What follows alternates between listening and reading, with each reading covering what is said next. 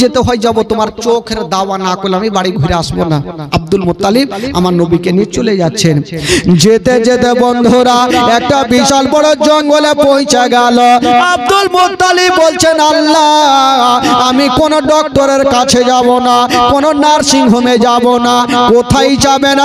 সামনে দেখছেন আল্লাহওয়ালা রাহেবের বাড়ি। আব্দুল মুত্তালিব রাহেবের গেটে হাজির।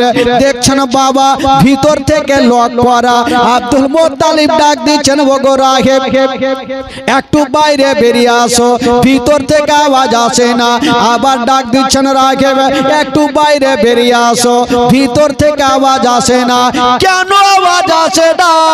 যেই সময়তে আমার দয়ার নবী মুস্তাফা রাহেবের গেটে দাঁড়িয়ে ছিল, আর ওই রাহেব ঘরের মধ্যে একখানা পুরানা কিতাব বার করে নিয়া আমার বিশ্ব নবীর পরিচয় পড়তেছিল। জোরে বলুন, আরো জোরে সুবহানাল্লাহ। যেই সময়তে রাহেব আমার নবীর পরিচয় পড়ছেন, সেই সময়তে আমার নবীর রাহেবের বারান্দায় দাঁড়িয়ে আছেন। হঠাৎ করে রাহেব যখন বেরিয়ে আসে না, হঠাৎ করে দেখছে না বাবা রাহেবের ঘরের ছাদখানা যেন গিলতে আরম্ভ করে আছে। আর বলছেন, ওগো রাহেব তাড়াতাড়ি করে তুমি বেরিয়ে যাও, তোমার বাড়ির বারান্দায় দয়ার নবী মুস্তাফা দাঁড়িয়ে আছে, আর তুমি ঘরের মধ্যে আছো, তাড়াতাড়ি করে বেরিয়ে যাও, নচেত আমি ছাদা তোমার ওপরে পড়ে যাব। তোমার বাড়ির বারান্দায় নবী দাঁড়িয়ে, আর তুমি ঘরে বেরিয়ে যাও, নচেত ছাদ আমি তোমার উপরে পড়ে যাব। রাহেব চিন্তা করছে ব্যাপার কি, ভূমিকম্প কেন চালু হয়ে গেল? যাই, হয়তো আমার বাড়ির বারান্দায় কোনো সাধারণ লোক নেই, হয় আল্লাহর ওলি আছে, আর নচেত আল্লাহর নবী আছে। জোরে বলুন সুবহানাল্লাহ। রাহেব সঙ্গে সঙ্গে বেরিয়ে গেল। যেমনই রাহেব বেরিয়ে গেছে না বাবা, সঙ্গে সঙ্গে আমার নবীর উপরে নজর পড়ে গেল। যেমনই নবীর উপরে নজর পড়েছে বাবা, রাহেব দেখছে না ডাইরেক্ট হয়ে গেছে।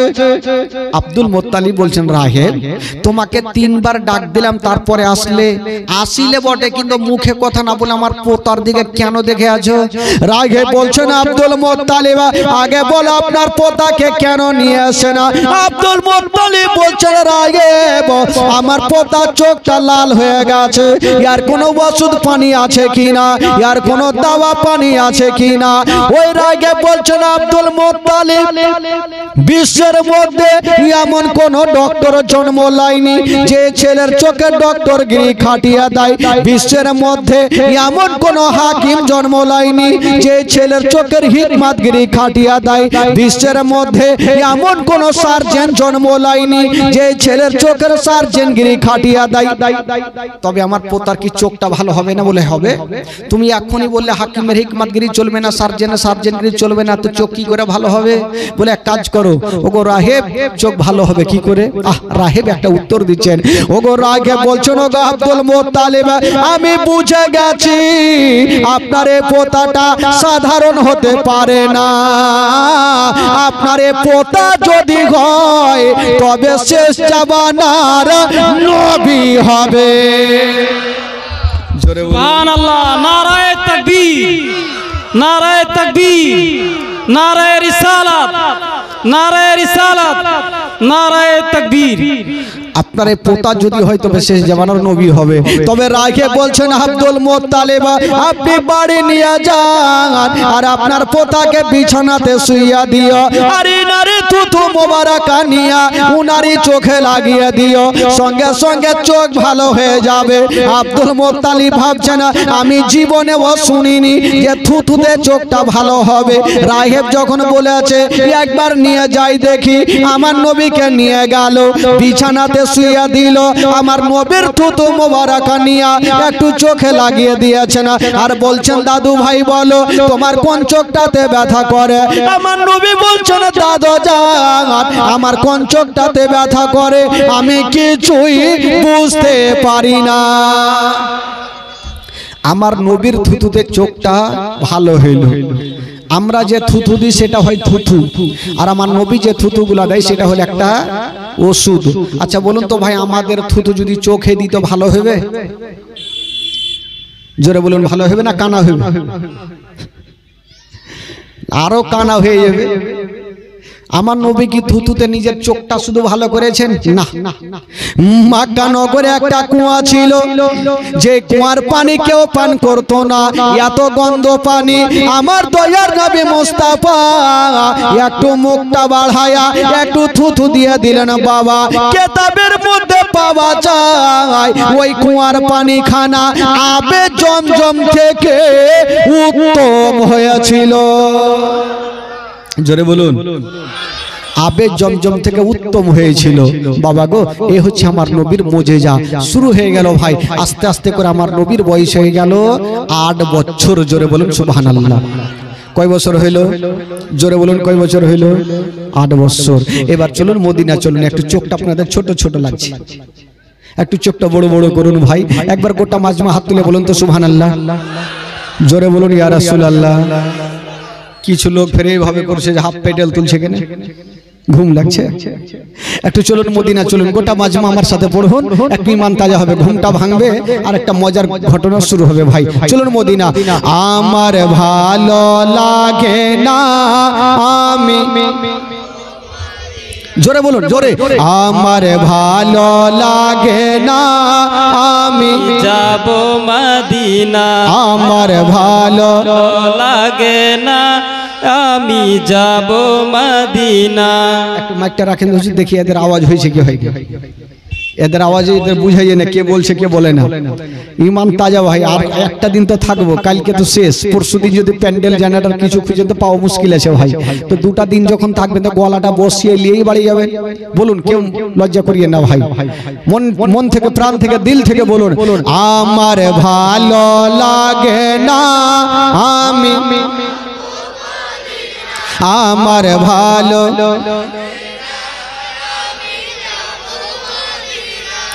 ঢেকিবান। এতগুলা লোক আছেন, এইভাবে আওয়াজ হবে? সামিয়ানা তিরপাল যেন উড়ে, এত জোরে বলেন। জোরে বলুন, জোরে বলুন, দিল থেকে বলুন, আমার ভালো লাগে না ও মদিনাতে না গেলে মনে শান্তি পাবে না। আমার ভালো, আমার ভালো লাগে না। মনে আছে যে আশা নবী গো হবে তোমার সঙ্গে দেখা, মনে আছে যে আশা নবী গো হবে তোমার সঙ্গে দেখা। গো পাখির মতো থাকে তো ডানা, পাখির মতো থাকে তো ডানা, উড়ে যাব মদিনা। আমার ভালো,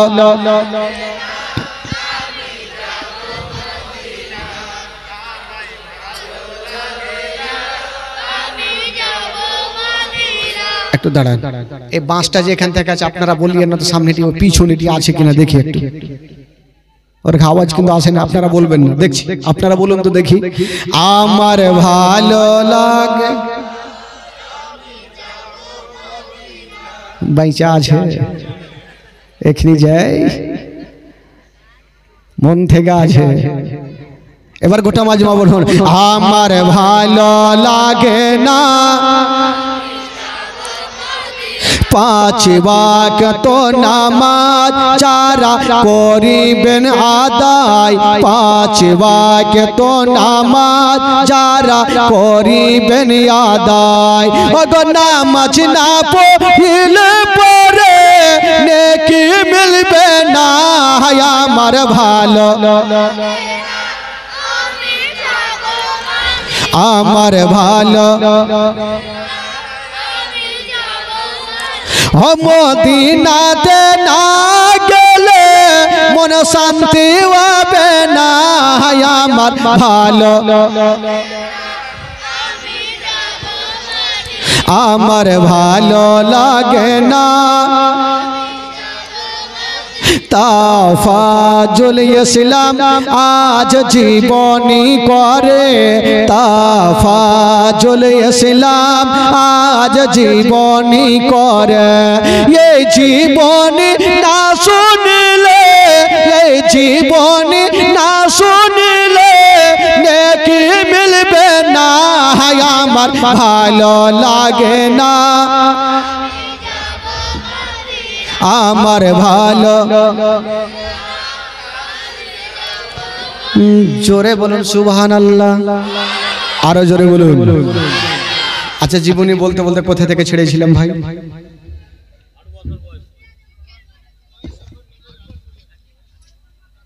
ভুলে গেছি। আমার নবীর বয়স কত বললাম? আমার নবী এখন কার কাছে আছেন? কার কাছে আছে? দাদর নাম কি? হ্যাঁ, মুখস্থ করলেন। কেন বক্তাকে ডাকবেন প্রত্যেক বছর?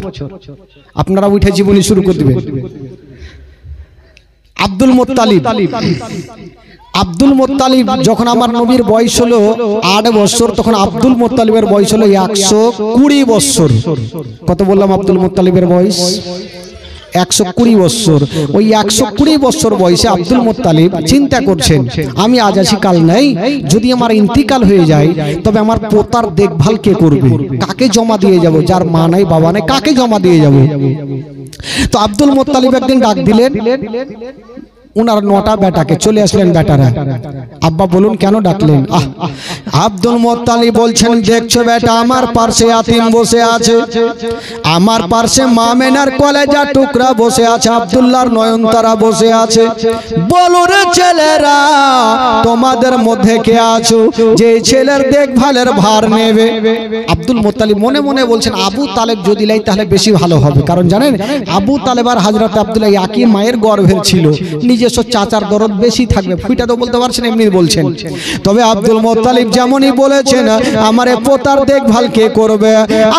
আবু তালেব নিজে হাত তুলে দিয়েছেন, আব্বা আপনি চিন্তা করবেন না, আমি যতদিন বেঁচে থাকবো আব্বা আমার ভাতিজার দেখভালের দায়িত্ব আমি নিব।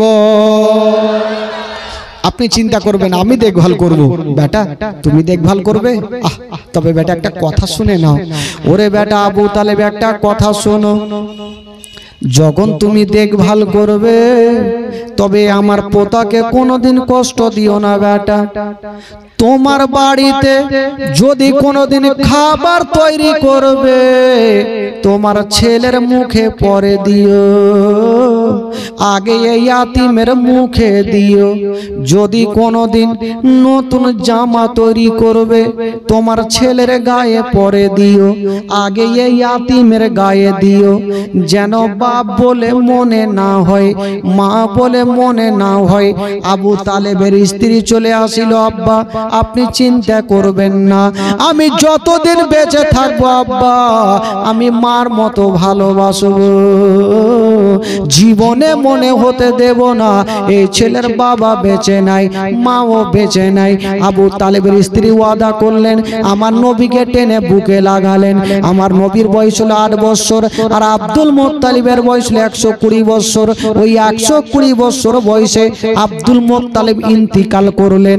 সকলে পড়ুন, ইন্না লিল্লাহি ওয়া ইন্না ইলাইহি রাজিউন। আব্দুল মুত্তালিব কত বছর বয়সে ইন্তিকাল করলেন? কত বছর বয়সে? আর নবীর বয়স কত থাকলো? আমার নবী এখন কার কাছে থাকলো?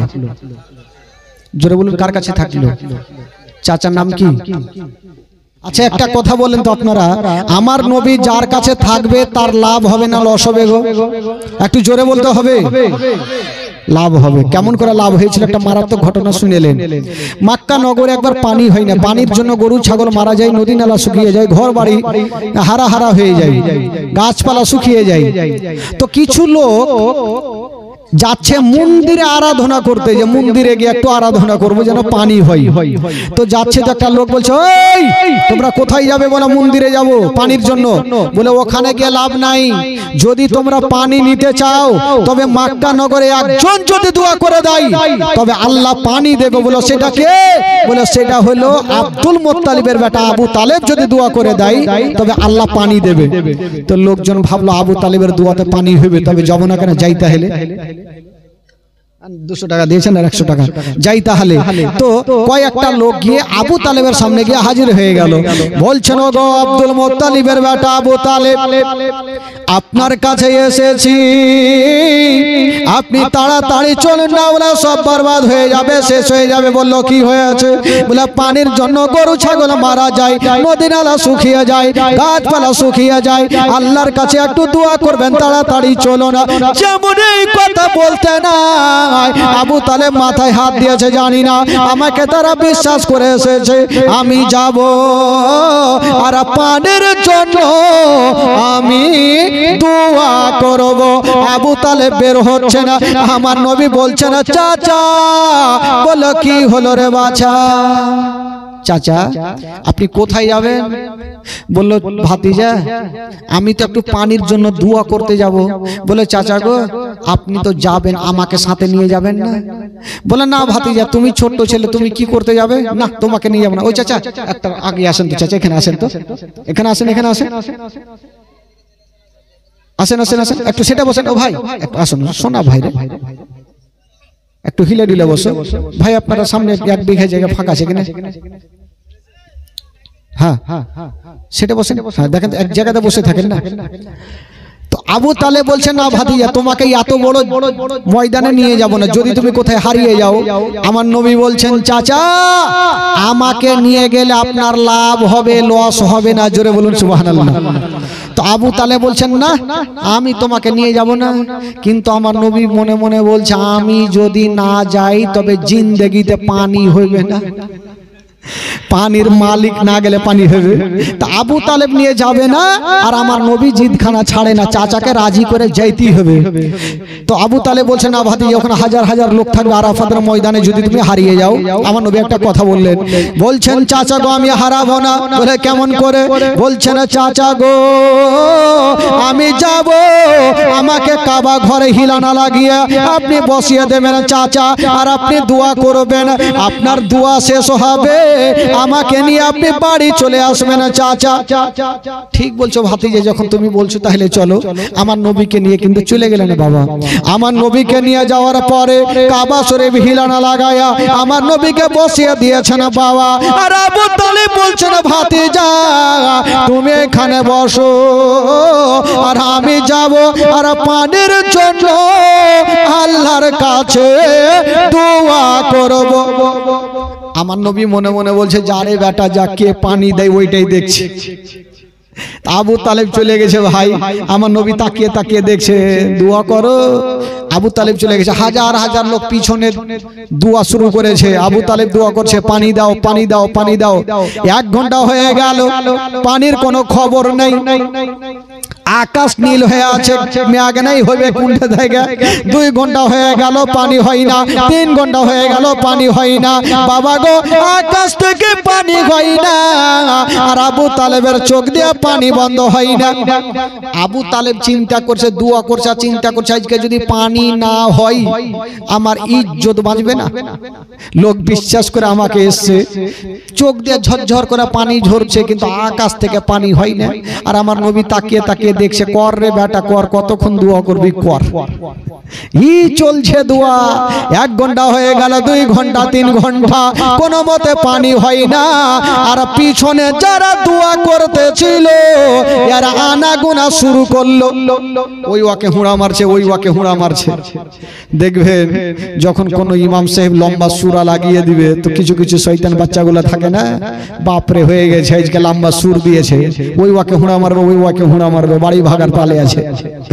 তো কিছু লোক হুড়াহুড়ি মারছে, নামাজও পড়ছে, কি বলে দোয়াও করছে, আর হুড়াহুড়ি মারছে, ওই ওয়াকে হুড়া মারছে, ওই ওয়াকে হুড়া মারছে। আচ্ছা বলুন তো ভাই, যদি নামাজের মধ্যে কেউ কথা বলে তাহলে নামাজ হবে গো? একটু জোরে বলুন হবে? নামাজের মধ্যে নামাজ পড়ছে, ধরুন যদি কথা বলে নামাজ হবে? 3টা লোক নদীর ধারে নামাজ পড়ছে, আর নদীতে এই বড় মাছ। তো ডান দিকের যে লোকটা আছে নামাজ ছেড়ে দিয়ে বলছে বাপরে কত বড় মাছ, ওর নামাজ হবে? ওর তো গেল। বাম দিকে যে লোকটা আছে ও চট করে বলছে ওই কথা কেনা বললি, তোর নামাজ হইবে না, ওরও গেল। ইমাম সাহেব চট করে বলছে আমি কথা বলিনি। ওরও গেল। তো নামাজের মধ্যে কথা বললে ভাই নামাজ হবে না।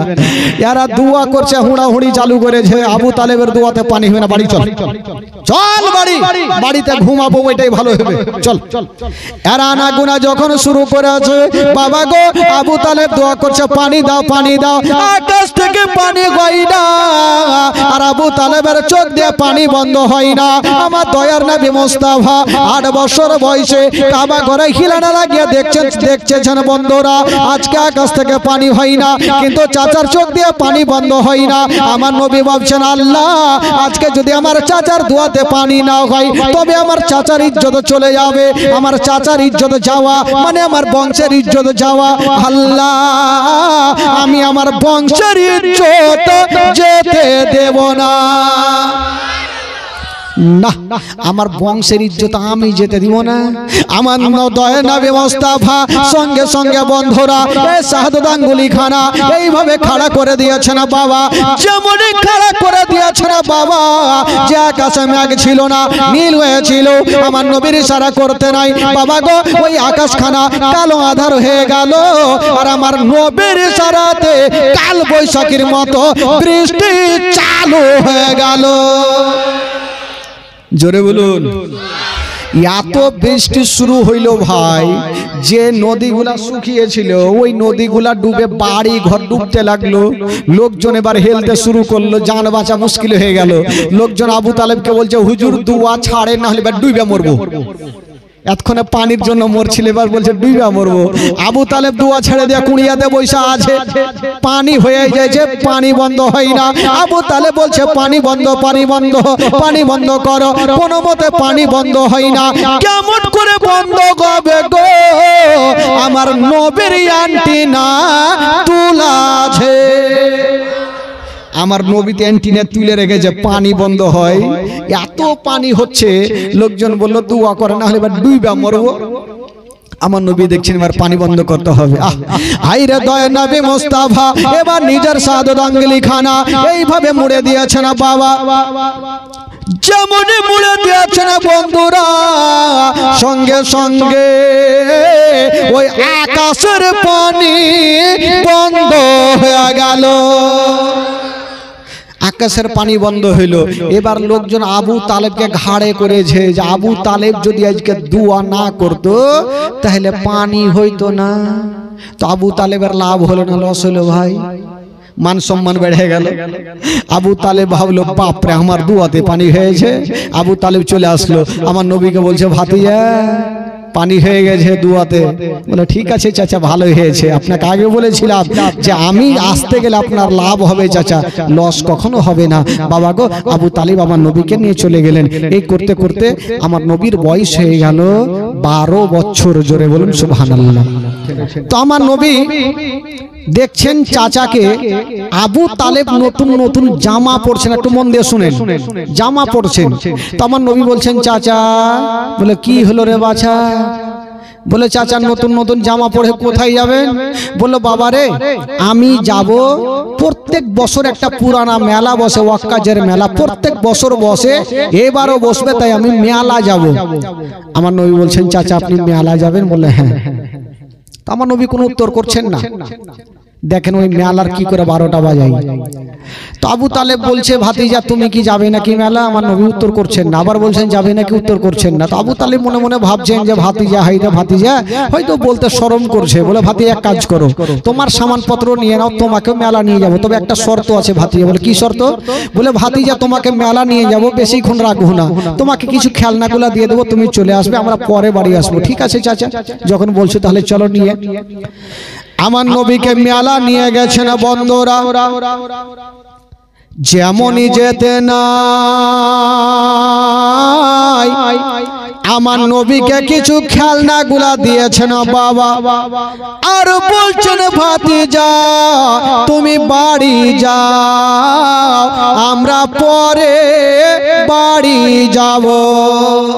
ঠিক আছে চাচা গো আমি তাহলে চললাম, তোমরা আসো। তো কিছু খেলনা নিয়ে আমার নবী মেলা থেকে বেরিয়েছেন। বেরিয়ে সামনে গিয়ে দেখছেন একটা বৃদ্ধ 70 বছর বয়স, ওই লোকটা সামনে দিক থেকে দৌড়িয়ে চলে আসছে, হাঁপাচ্ছে মনে হচ্ছে, দৌড়াচ্ছে। তো আমার নবী বলছেন চাচা একটু দাঁড়ান। ওই লোকটা দাঁড়ালো। তো ওই লোকটার শরীরে ঘাম চুইছে। তো আমার নবী বলছেন চাচা আপনার কি ট্রেন ফেল হচ্ছে নাকি, এত জোরে আপনি কোথায় যাবেন? কথা চলছে আর মেলার দিকে ঢোল তাবলার আওয়াজ ভাসছে। তো ওই লোকটা বলছেন বাবা তোমার কানে কি শব্দ আসে? বলে হ্যাঁ ঢোল আসে। ওই লোকটা বলছেন বাবা আমি যাব ওই মেলাতে, ওই যে ঢোল বাজে ওই দলের মধ্যে সুন্দরী সুন্দরী মেয়েগুলা নাচ করে, যে যেমন টাকা দেবে তেমন তাকে রূপ দেখাবে। আমিও টাকা নিয়ে যাচ্ছি, আমি টাকা দিব আর ভালো ভালো নাচ দেখিব। ও আপনি নাচ দেখবেন চাচা? আমার নবী একটা কথা বললেন, মারাত্মক কথা। চাচা ওই মেয়েদের মধ্যে যারা নাচ করে ওদের মধ্যে যদি আপনার একটা বেটি থাকতো, আপনি কি সেই নাচটাকে দেখতেন? ওই লোকটা মাথায় হাত দিয়েছে আর ভাবছেন, বলছেন ওরে বাবা এত দামি কথা কেউ আমাকে কোনোদিন বলেনি। আচ্ছা বলো তুমি কেটা যে আমাকে এত বড় দামি কথা বললে? আমার নবী বলছেন চাচা গো আচ্ছা ওই পুরোনো মেলাটাকে বন্ধ করা যাবে না? ওই লোকটা বলছেন বাবা যা বলেছ আর বলিও না, এখন যদি গিয়ে বলি মেলা বন্ধ করো তবে আমাকে দুনিয়া থেকে তুলে দিবে। যদি বলে দিই মেলা বন্ধ করো তো আমাকে বন্ধ করে দিবে, ভুল করে বন্ধ করা যাবে না। আমার নবী বলছেন চাচা আপনি আমার সাথ দিবেন তো? বলে দিলাম। বলে আমাকে সাথে নিয়ে কি হবে? কিতাবের মধ্যে পাওয়া যায় আমার নবী একটা করে 40টা লোককে এক জায়গাতে করলেন। জোরে বলুন সুবহানাল্লাহ। আরো জোরে বলুন। কয়টা লোককে করলেন? 40টা লোককে। তো 40টা লোকের মধ্যে একটা হ্যাঁকড়া লোক ছিল। হ্যাঁকড়া বুঝলেন তো?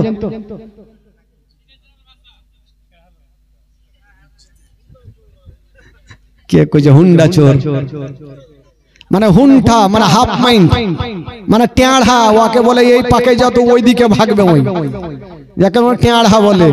তো ওই হাইন্ঠা টেঁড়া বলছে যে হুজুর আমিও সাথে যাব। তো লোকজন বললে হুজুর এই পাগলাকে নিয়ে যাই না, নাহলে মেলাতে ধরা পড়ে যাব। তো আমার নবী বলছে যাচ্ছে যখন তো যাক না। তো যাওয়ার আগে আলোচনা করছে, লোকজন বলছে আমার নবীকে, মক্কা নগরে আমার নবীকে সবাই আলামিন বলে জানতো, সত্যবাদী বলে জানতো। তো জিজ্ঞাসা করছেন ওগো আলামিন আমরা যে মেলাতে যাব তো হাজার হাজার লোকজন থাকবে, তো মেলাটা কি করে বন্ধ করব? আমার নবী শিখাচ্ছে শুনো, 40টা লোক 40 জায়গাতে দাঁড়াবে, আমি ইশারা করব 1 নম্বরে যে থাকবে, তখন উনি বলবে মেলা চলবে না, মেলা বন্ধ করো। 2 নম্বরে যে থাকবে উনি বলবে মেলা বন্ধ করো। 3 নম্বরে যে থাকবে উনি বলবে মেলা বন্ধ করো। এই করে যদি 40টা লোক বলে তো মেলার কমিটিরাও ভয়ে বলবে মেলা বন্ধ করো। চলো তাহলে বিচার হয়ে গেল, আলোচনা হয়ে গেল, যাচ্ছে। ই হাফ মাইন্ড বলছে হুজুর কি হলো? টেঁড়া বলছে হুজুর এক কাজ করেন আমাকে 1 নম্বরে রাখবেন। বলে কেন? বলে ইয়াদের কথা কেউ শুনবে না, কিন্তু আমার বেরেন তার কেটে যাবে, আমি পাগলা হয়ে যাব, অপেক্ষা করতে পারবো না, আগে আমি বলবো। তো লোকজন আমার নবী বলছেন না তোকে 1 নম্বরে রাখবোই না, তোকে 23 নম্বরে রাখবো, আর তুই দেখা দেখি বলবি। ঠিক আছে। লোকজন বলছে হুজুরে পাগলাকে নিয়ে যাই না, কোনখানে ফাঁসিয়ে দিবে জানি না। বলে চল না, গেল। একটু আগিয়ে গিয়েছে বাবা, পাগলা বলছে দাঁড়াও। লোকজন চমকে দাঁড়িয়ে গেল, ইয়ার এখনিকে কি হইল রে?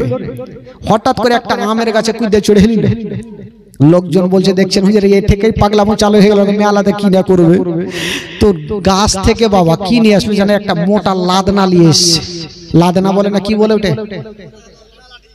লাদনা লাঠি নিয়ে এসে ঘাড়ে রেখেছে। বলে হুজুর এবার চলেন। বলে তুই লাদনা কি করবি? বলে যখন মুখে বলবো শুনবে না, তখন পাছাতে পড়বে লাদনা। এমনি শুনবে? এদিকে ওর বুদ্ধি ভালো আছে, চলে গেছে ভাই, লাইন হয়ে গেছে, 40টা লোক 40 জায়গাতে দাঁড়িয়েছে। হাফ মাইন্ড পাগলাকে 23 নম্বরে রেখেছেন, আমার নবী 1 নম্বরে যাচ্ছে ইশারা করেছেন। উনি বলছেন মেলা বন্ধ করো, মেলা চলবে না। 2 নম্বরে যে আছে উনি বলছে মেলা বন্ধ করো, মেলা চলবে না। তো এদের কথা কে শুনবে? মেলাতে এত ঢোল বাজছে, তাবলা বাজছে, কে কার কথা শুনবে? এই করতে করতে যখন কেউ শুনে না, পাগলা খালি আমার নবীর দিকে দেখছে, আমার টাইম কখন আসবে, আমি এমন করে বলবো সব হারি ডায়রিয়া নামিয়ে দেব। আমার নবী বলছে একটু দাঁড়া, একটু দাঁড়া। এই করতে করতে পাগলার হ্যাকড়ার টাইম চলে এসছে, বলছে তুই বলে এবার। ওই বলছে ওই মেলা বন্ধ করো। ওরও কথা কেউ শুনেনি, রাগের মাথায় যে লাদনা ছিল, ছুটেছে যারা ঢোল বাজাইতেছিল, দিয়েছে পাছাতে 2টা লাদনা। তোরা কি শুনতে পাইস না যে মেলা বন্ধ করতে হবে? যেমনই 2 লাদনা দিয়েছে ভাই, 5 মিনিটের মধ্যে গোটা মেলা চিকিনা। কে কুণ্ঠে গেল ঢুঁড়ে পাওয়া মুশকিল। তো মেলার কমিটি ভেঙে গেছে, সবাই বাড়ি চলে গেছে, আমার নবীও চলে গেছে, 12 বছর বয়সে চাচার কাছে চলে গেছে। তো এই দিকে মেলাটা যে ভাঙলো, তো কমিটি তো মাথা খারাপ হইবে। এরা গাছের তলাতে বসে আলোচনা করছে, হারে 5 মিনিটের মধ্যে কে মেলা ভাঙলো, আমরা চোরকে ধরতে পারলাম না, কে কাজ করলো ধরতে পারলাম না। আলোচনা চলছে আর হ্যাকড়া ওই রাস্তা দিয়ে চলে যাইছে। হ্যাকড়া বলছে এই তোরা বৈশা কি করছিস? বলে বলিও না ভাই, আমাদের মেলাকে ভেঙে দেছে, তাই মনে মিজাজ ভালো নেই। তো হ্যাকড়া বলছে তোদের ভাগ্য ভালো, মেলা ভেঙেছি, তোদের কোমর ভাঙিনি। তো লোকজন ভাগলো, কোমর ভাঙিনি। পাগলা ছিল নাকি রে? বলছে আচ্ছা তুমি কি ছিলা নাকি? বলে ছিলা, যার কাছে লাদনা ছিল ওইটা আমি ছিল। ধরা পড়ে গেল ভাই। আচ্ছা বলো তো তোমাদের মালিক কে ছিল? মালিক আমার নবীর নামখানা বলে ফেললেন। এবার যেমনই বলতে নাই বাবা, এবার মেলার কমিটিরা 1 পা 2 পা করে আবু তালেবের কাছে হাজির হয়ে গেল। ওগো আবু তালেব, আপনি তো পরের বিচার করেছেন, এবার নিজের বাড়ির বিচারটা করুন। বললো কি হয়েছে? বলছে আপনার ভাতিজা ওই আলামিন আমাদের পুরোনো মেলাকে ভেঙে দিয়েছে। আবু তালেব বলছো ঠিক আছে, যাও, তোমরা বিচার চেয়েছো, এর বিচার আমি করে দেব। আবু তালেব আমার নবীকে ডাকছে না, বাবা ও আমার নবীকে ডাকছে না, ভাতিজা আমার কাছে আসো। আমার নবী চলে এসেছেন, কিন্তু আমার নবীর চাচি মা ভাবছে জানি না, হয়তো আমার স্বামী আমার ভাতিজাকে গালিগুলোজ করবে। আমার ভাতিজাই মা নাই বাবা নাই, হয়তো কষ্ট পাবে। আমার স্বামী যদি গালি দেয়, আমি সান্ত্বনার মহলম লাগিয়ে দেব। ও যুবক বন্ধুরা, আবু তালেব বলছেন ভাতিজা বলো তুমি কি মেলা ভেঙেছো? এই কথা বলতে নাই, আবু তালেবের স্ত্রী পার্শ্বে দাঁড়িয়ে মাথায় হাত দিয়েছে আমার নবীর। আমার নবী ইশারা কোনো উত্তর করছেন না। আবার আবু তালেব বলছেন ভাতিজা বলো তুমি কি মেলা ভেঙেছো? আমার নবী উত্তর করছেন না। আবু তালেব হাত দিয়ে মাথাটা তুলে বলছেন ভাতিজা বলো তুমি কি মেলা ভেঙেছো? আমার নবী ইশারা করে দিলেন হ্যাঁ চাচা আমি মেলা না ভেঙেছি। এই কথা যেমনই বলতে নাই, আবু তালেব আমার নবীকে গালি দিলেন না, একটা সান্ত্বনা দিয়ে দিলেন। বলছেন ভাতিজা আমি যা করি আমি জানি তুমি যা করো সত্যি করো, আমি জানি তুমি যা করো ভালো করো, কাউরি খারাপ করো না। ভাতিজা যাও যাও, তোমাকে আজ থেকে মক্কা নগরে একটা পাওয়ার দিয়ে দিলাম, একটা পাওয়ার জানিয়ে দিলাম। ভাতিজা তোমার যা খুশি তা তুমি করো, কেউ যদি তোমার দিকে 2টা চোখ পরে দেখে, আমি তোমার চাচা তার 2টা চোখ তুলে দিব। কেউ যদি তোমার দিকে খারাপ নজরে দেখে, আমি তোমার চাচা তার চোখ 2টা তুলে দেব। কারণ আমি জানি ভাতিজা তুমি যেটা করবে ভালো করবে, কখনো খারাপ করবে না। বাবা গো